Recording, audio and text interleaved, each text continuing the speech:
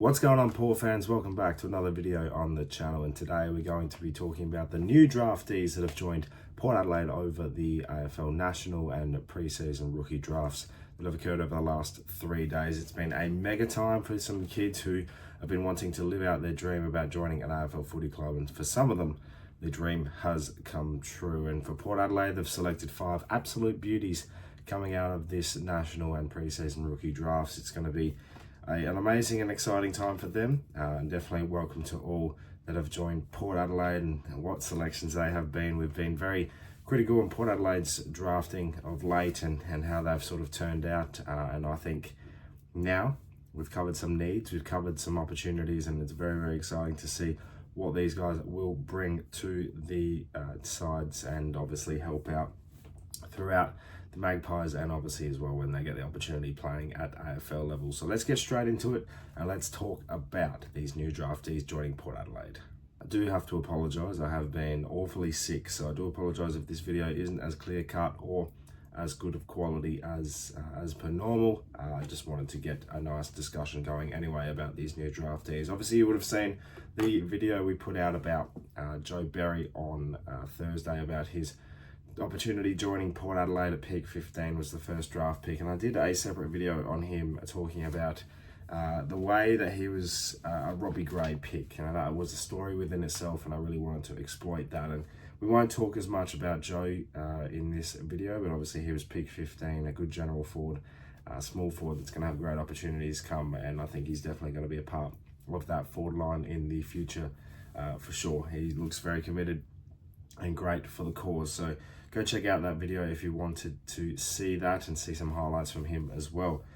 Our other 4 picks that I'll be talking about today that have come through are ones that I think are absolute steals and very, very talented players. And I've never been one interested as I have been this year in the draft. I think that comes with, you always want to develop yourself better as a supporter and understand more about the strategies that come with selecting the kids at the draft and what our needs are as a football club. And I think this year, at early doors, we were like, well, if we're just getting 22 small forwards, that's going to be our team next year. But at pick 33, we picked up Jack Whitlock. Now, Jack is the brother of Matt, who got selected down at North Melbourne only a few picks earlier, and it was great to see his interview post-selection, obviously at his graduation, which was amazing to see. And one of his great mates is Joe Berry as well, coming from the same local footy club. So an amazing opportunity for both of them to join Port Adelaide. Jack is an exciting 200 centimetre tall forward, a draft steal at pick 33. He was touted to go into the first round. There was actually some deliberation around Port Adelaide selecting him in the first draft pick at pick 15.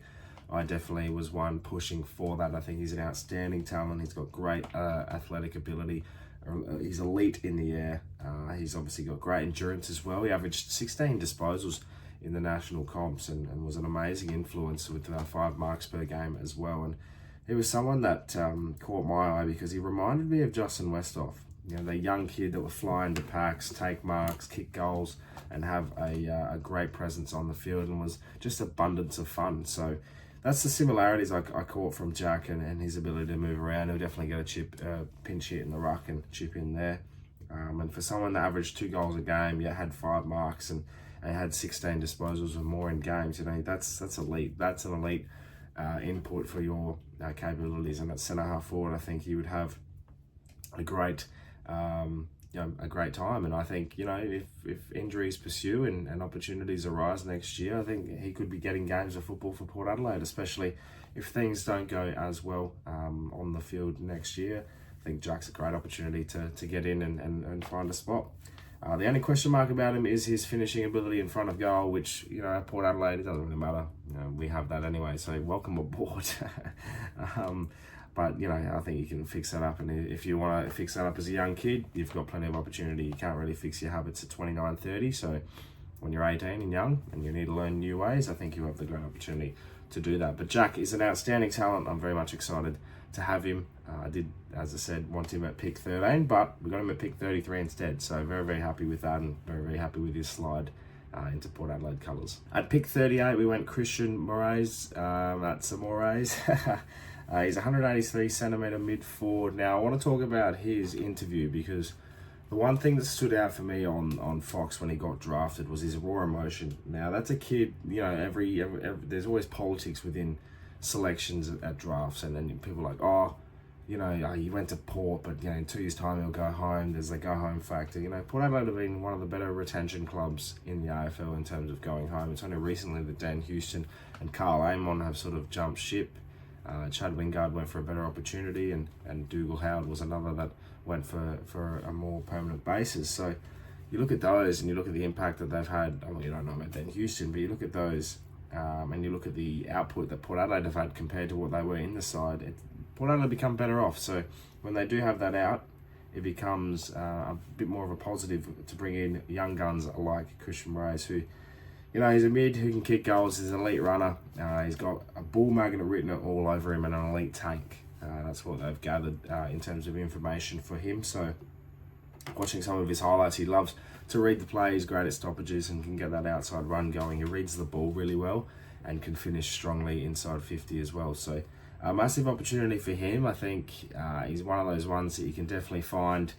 He would really complement a Will Lorenz on the wing and have him on the other wing, and you got Jace Bergwijn on the other side, and these types of players are really, really hard to find. And he was touted as well to be an earlier pick, so for him to fall to 38, you get a great selection. He'll complement the young guns there, and his emotion when getting selected for Port really shows how much he's invested and how much he wants to be part of the club. So I'm very, very happy with his selection, and I think those three in the national draft have been so impressive in terms of eyesore and personality straight away. I'm very, very excited to see them at our football club, welcome them into our culture. A young, vibrant leadership group that's led by Rosie and Butters is truly exceptional. So I think that's a great standing point and a good start for them to join.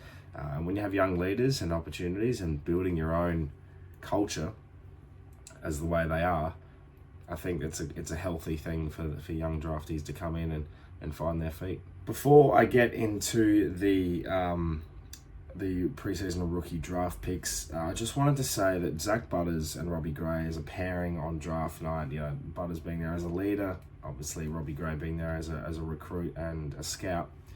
Zach Butters, to me, you don't sit there with a year on your contract. You need to extend. You don't sit there and go, I'm going to go and attend my club's draft picks, because I think he's strongly invested. He is 100% all in on this football club. There is a long-term deal coming for Zach Butters, and I appreciate the leadership even more when he's going to the draft and being with his talent and showcasing what his ability is. So great to see from Zach and Robbie Gray making great selections too. So very, very happy and healthy with all of these selections, including seeing those two legends at the draft. Okay, on to the rookie draft and also our Category B rookie. Firstly, Tom Cochrane was pick 13 in the rookie draft. Obviously, we didn't take a selection at pick 24, so it was only one selection in the rookie draft. It's Tom Cochrane, the son of Stuart Cochrane, who was a Port Adelaide and North Melbourne player playing over 100 games back in the early 2000s. They have another kid coming along as well, which is going to be very exciting in the next year as well. So Tom Cochrane, 182 centimetre mid-forward. He's a South Australian boy. He's from Central Districts. Really, really strong athlete. He was an under-16s South Australian best and fairest in the championships. They say he's got great stoppage ability and craft around with his hands and his vision, which is very, very elite in terms of at such a young age, you're able to read the play, read the stoppage, and read where you're going to be putting it and have the vision to do so. It's very, very hard to come by. He's built really, really well. The 18-year-old is very competitive. He has elite skills. He's got a great finish going inside 50. So not only is his stoppage work, really good, and his craft is second to none to win the footy, he's also got the ability to deliver it inside 50 and complement his work and really finish it off. So I think that in itself explains a lot, and he's a running power player. He's a really, really good selection in my opinion, and news came he was going to get picked up late last week as well. So to hear that and hear the selection, I had a feeling we'd pick him up, and I thought we'd use pick 24 for our next person, but in the end, they're an automatic selection if not selected in the rookie draft. So that leads me to then to say our Category B rookie is Benny Barrett, who has been a name that's been on the radar for months. You know, he's been an NGA Academy selection, the Papua New Guinea exporter, who's been absolutely fantastic. He's a left footer, 176 centimeter small forward with a gut running ability. He's very, very crafty. He's got a bit of star power about him as well. And Benny Barrett is just a star name. You know, that's something you see on the walk in the Hollywood area. You know, that is something that I love to see. And as a small forward, you always need that craftiness, that star power, and you know, he's electric pace. He's got great agility and ability to move the footy inside 50. The best part about it is with Benny is the fact that he's been with Port Adelaide. He's been part of the academy. He's been training with Port. You know, he's been there on training days. He knows what to expect. He knows what he's capable of, and knows what the limits he has to go to find his opportunity. And I think, you know, we have selected quite a few small forwards over the time, but to have someone like Benny there, you know, it reminds me of a Jake Need. You know, that throw-in power that can just light up in seconds. You know, a Daniel Motlop of a smaller kind. You know, these players that have that star ability definitely will shake up the room when they're on the field. So very, very happy with Benny's selection. Very happy with Tom's selection. Very happy with all 5 selections coming out of these drafts, and I can't wait now. I think this is going to be pretty exciting to see what these kids can do. Preseason does start in a week's time as well, so it's very, very exciting times to see Port Adelaide kicking into gear with these young, great selections. Well, there you have it, Port fans. Let me know in the comments below your thoughts about this draft cohort and these 5 selections, what your thoughts are, and if there's anyone we missed. I think it's a big tick of approval once again for what we've achieved with the names we've read out, and I'm very, very excited to see what they can produce at Port Adelaide come 2025. Make sure you subscribe to the channel if you are new, for plenty more Port Adelaide and AFL content to come your way across the rest of the year and 2025. We are finishing up, but we do have the AFLW live stream to occur tomorrow against North Melbourne, so keep your eyes out for that, and make sure you join in and support the girls. And yeah, we're pretty much done and dusted now for all the off-season shit. Let's have a break and let's get straight into what we can expect for 2025. So I can't wait for that, and looking forward to seeing what you guys have to say. Thank you for watching once again. My name is Anthony, and as always, come the pair.